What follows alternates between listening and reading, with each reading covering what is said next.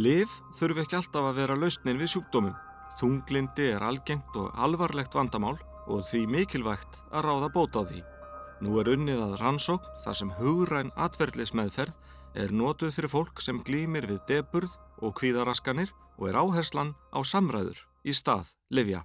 Við vitum það að hugræn atferlismeðferð sálfræðimeðferð sem hefur reynst mjög árangursrík, allar rannsóknir benda til þess og nú erum við að skoða hvort að við getum boðið sjúklingum heilsugæslunnar upp á meðferð þar sem við tökum saman í hóp fólk sem með þunglyndisvanda, kvíðavanda, mögulega streituvanda og hjálpum þeim að takast á við þessi vandamál á mjög svo öflugan hátt, en til þess að vita hvort að þetta virki á eins öflugan hátt og við höldum þetta virki, þá verðum við að gera rannsókn og þar sem við athugum líka hvort að þetta meðferðarúrræði sé að gagnast jafnvel eða jafnvel betur en hefðbundin meðferð í heilsugæslu.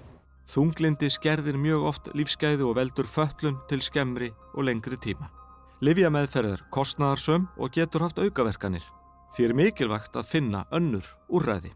Þessi rannsókn býður upp á að það sé hægt að bjóða alltaf 15 til 25 manns meðferð í einu í eins konar svona kennslustofu þar sem þú lærir á skipulegan hátt að takast á við kvíða, niðurrif og svona skilja betur samhengi hugsana, tilfinninga og atferlis. Og þetta svolítið bara eins og sést komin á námskeið í endurmenntun eða hvar sem þar sem að við erum í rauninni að kenna fólki aðferðir til að takast á við þunglyndi og kvíða.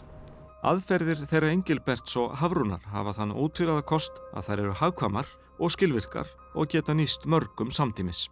Þetta eru aðferðir sem hafa verið reyndar víða heim og með góðum árangri í einstaklingsmeðferð og nú erum við að prófa að gera þetta á annan hátt með því að vinna í hópum. Þannig hægt að bjóða fleiri einstaklingum meðferðin í einu. Það hægt að hafa hana í gangi með skemmri biðtíma sem skiptir miklu máli og að auki þetta hagkvæmara. Þannig að það allt sem mælir með þessu ef að árangurinn reynist vera nægilega góður.